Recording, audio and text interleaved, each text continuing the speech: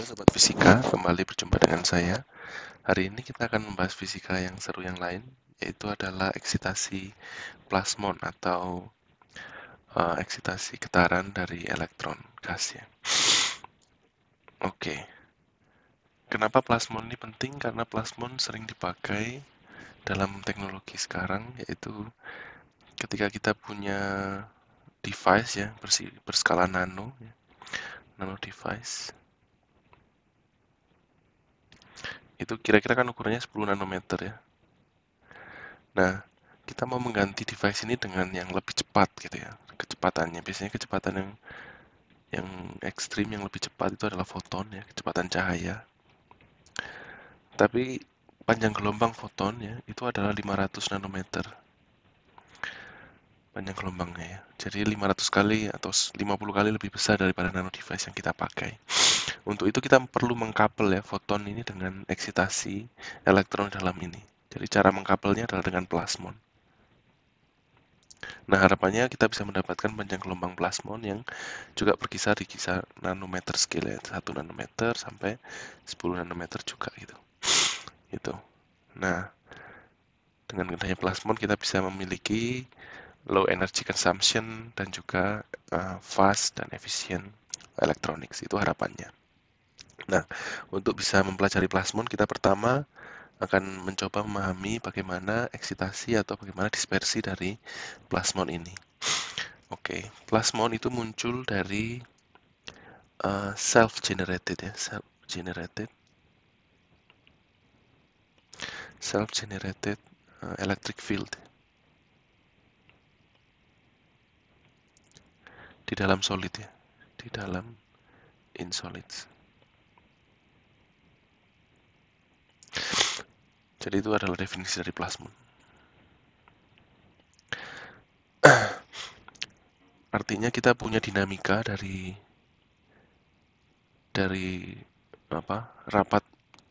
rapat muatan ya elektron itu terkapel dengan arusnya gitu ya. Ini adalah persamaan kontinuitas ya. Jadi ini adalah densitas. Ini adalah densitas. Ini adalah arus ya. Rapat arus gitu. Oke. Yang berikutnya kita punya persamaan juga bahwa rapat arus itu terhubung dengan hukum Ohm ya. Sigma kali E. Nah, ini adalah konduktivitas. Kemarin atau barusan kita bisa mencari di video saya yang sebelumnya bahwa konduktivitas itu bisa didapatkan dari hukum Drude ya. Kita cek nih note sebelumnya di efek Hall ya. Nah, ini ada di hukum Drude. Kita ambil yang ini ya. Jadi E kuadrat N Ohm M kali I omega ya. Jadi konduktivitasnya kita ambil yang konduktivitas longitudinal saja ya. Itu adalah E kuadrat N per M kalikan I omega ya. Kita ambil yang collisionless regime ya.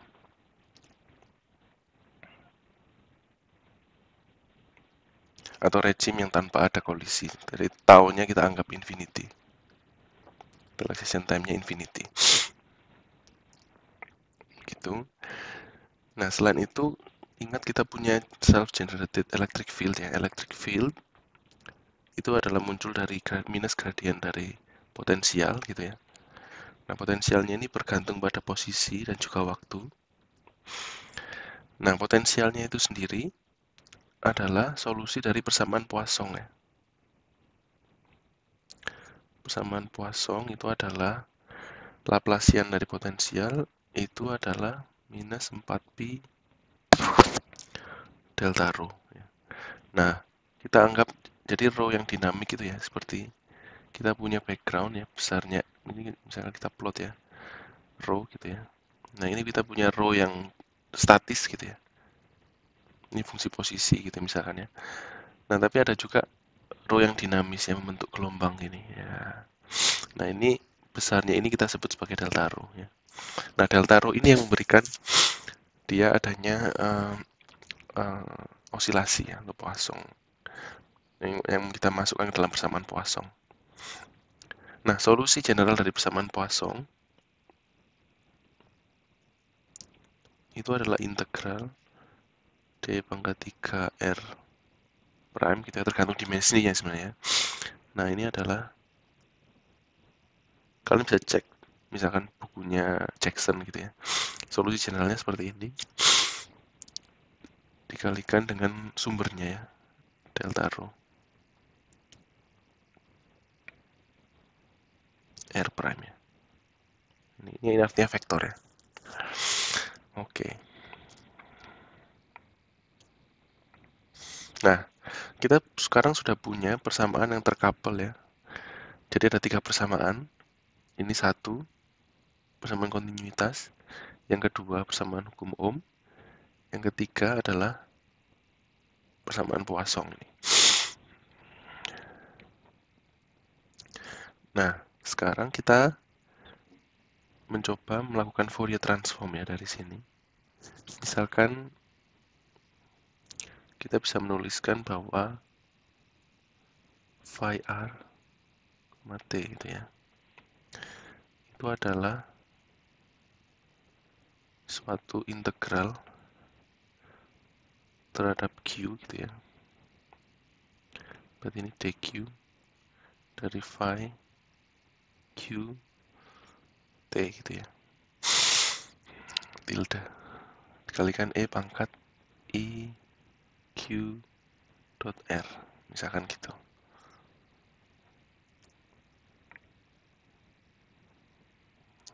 Kita Fourier transform seperti ini ya.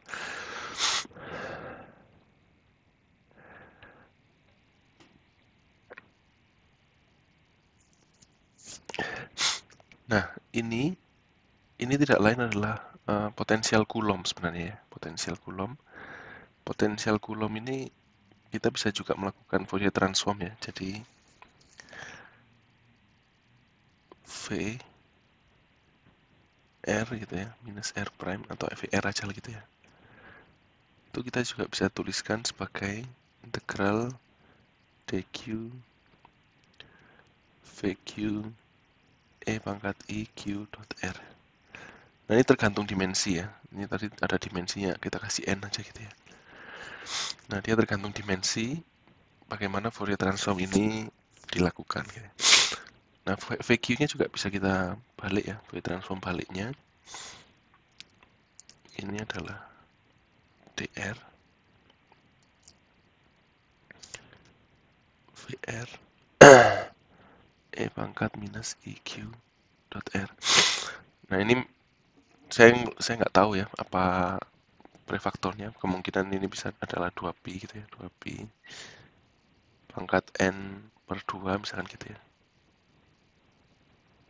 Terserah gitu ya. Yang penting nanti ada delta function di situ yang harus kita take care supaya kita bisa mengembalikan Fourier transform ini. Jadi kalau kamu punya VQ, kamu masukkan lagi ke sini. Nah, itu harus menghasilkan delta function yang hasil akhirnya harus juga kembali ke VR gitu. Oke.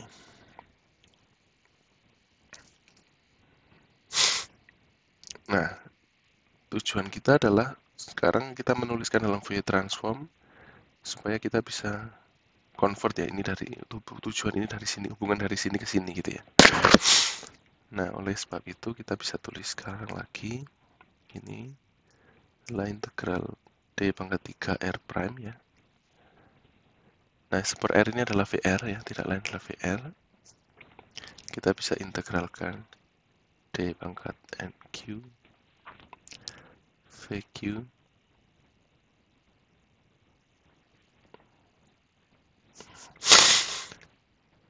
E pangkat IQ dot R. Sorry, ini R minus R prime ya, jadi dia merupakan fungsi R dengan R prime, jadi ini adalah R minus R prime juga gitu. Kemudian ini ada delta rho R prime ya.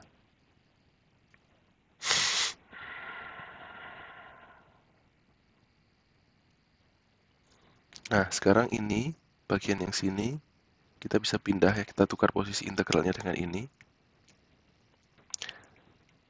Dari sini kita akan mendapatkan integral dq vq tilde ya. Integral d 3r prime e pangkat iq r e pangkat minus iq r prime ya, delta rho r prime. Sepertinya bagian sini ya, bagian sini itu kita bisa tuliskan sebagai Fourier transform juga ya. Jadi integral dn q vq ya. Nah, ini adalah delta rho q ya. E pangkat minus iq r, jadi gitu sisanya ya. Oke, jadi sekarang kita sudah menuliskan ya, kita sudah tahu ya bahwa sebentar ada, salah, ini plus ya. Nah, kita sudah menemukan bentuk ya, bahwa potensial itu bisa dituliskan sebagai Fourier transformnya, dan kita nemu bahwa Fourier transform ya, itu hanya perkalian sebenarnya. Jadi, kita menemukan bahwa Fourier transform ya, Q, T, tidak lain adalah V, Q, delta rho ya. Q dan T gitu. Jelas pergantungan pada waktu itu hanya terletak pada delta rho ya, tidak ada pada Fourier transform dari kurang potensial tadi. Gitu. Nah, kemudian kita mau mengambil minus nabla ya dari pi RT gitu ceritanya. Untuk mengambil nabla ini kita tinggal menurunkan ini ya, berarti ini tinggal minus EQ yang bergantung pada R kan cuma EQR ya, jadi ini EQ, Q-nya itu vektor ya, dot dengan ini ya. Ini adalah tidak lain adalah potensial yang tadi ya. Potensial yang tadi ya, berarti pi RT gitu ya. Oh sorry, tapi ini dia di dalam integral, jadi tidak bisa tulis seperti itu. Jadi harus tuliskan sebagai dalam integral ya. V ini nabla ya, sorry. Jadi ini skalar ya. Jadi ini ada vektornya di sini, oke. Q delta rho Q koma T gitu ya. E pangkat IQ dot R dq. Oke. Ini kita sudah menemukan satu. Sekarang kita masukkan ke persamaan yang lain ya.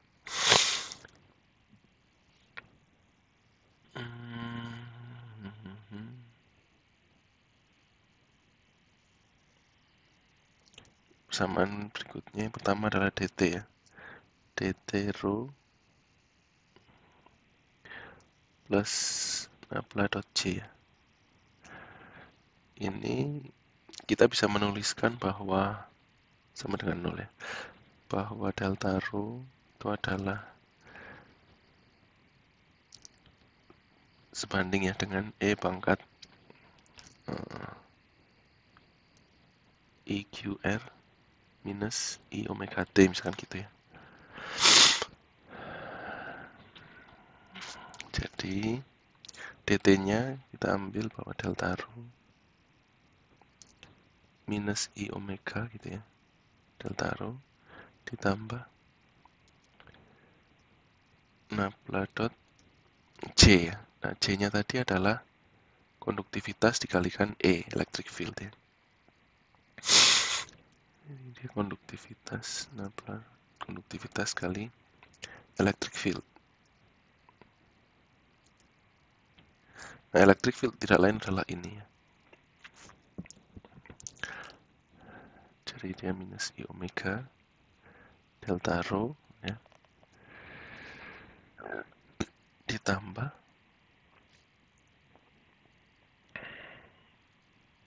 nabla.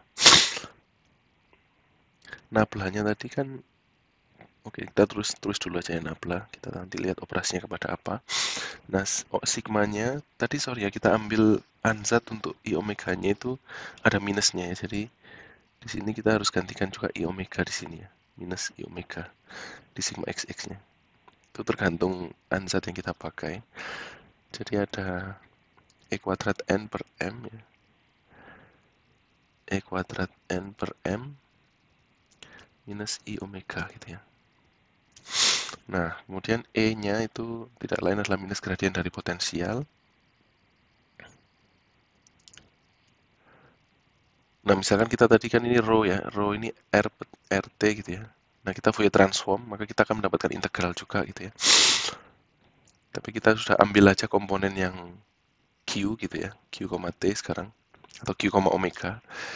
Jadi kita bisa tuliskan langsung sini, kalikan, tidak perlu menulis integralnya karena ini persamaan integral semua ya. Q, V, Q, delta rho, Q, T.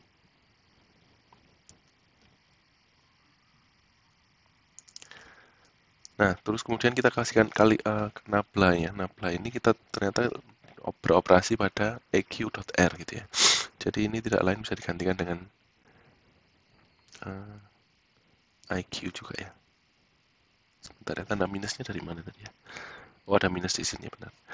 Jadi ini IQ minus IQ ini ya. Oke. Nah, ini sama dengan 0 ya. Maka kita bisa ngumpulkan sekarang ya. Minus I omega ditambah I, ini ada minus I yang minus I ya, coret ya. Jadi ini I Q kuadrat ya.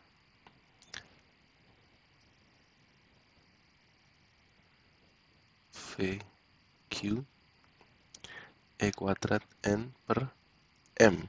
Ya, benar ya.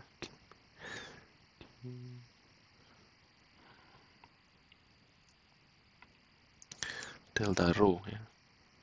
Q, T sama dengan 0. Nah, supaya solusinya itu sama dengan 0, maka ini harus 0 ya. Ini harus 0. Maka kita menemukan ya dispersi. Nama dispersi itu selalu hubungan antara frekuensi atau energi dengan suatu momentum atau efektor gitu ya. Nah, ternyata omega itu ketemu adalah Q kuadrat V ya. Q E kuadrat N per M gitu. Nah, untuk 3 dimensi ya, VQ-nya itu sebanding dengan seper Q kuadrat ya. Oleh sebab itu, kalau kita punya plasmon yang 3 dimensi ya, maka dispersinya adalah, ya saya nggak tahu konstantanya ya, tapi dispersinya kalau fungsi Q ya, dia itu E kuadrat N per M ya. Dan tidak bergantung pada Q. Nah, jadi plasmon untuk 3 dimensi itu dia konstan dispersinya sebanding dengan densitas dari elektron tersebut gitu ya. Itu plasma untuk 3 dimensi. Nah, untuk 2 dimensi gitu ya, ini 3 dimensi ya. Fourier transform dari Coulomb potensial, nah, kalian bisa buktikan sebagai exercise gitu ya. Itu sebanding dengan seper Q ya. Atau ini lebih tepatnya saya tahu kalau 2 dimensi itu 2 pi per Q gitu ya. Nah, maka plasmonnya itu adalah, sorry ya, tadi harusnya ada kuadrat ya, sebentar. Ada yang salah kayaknya.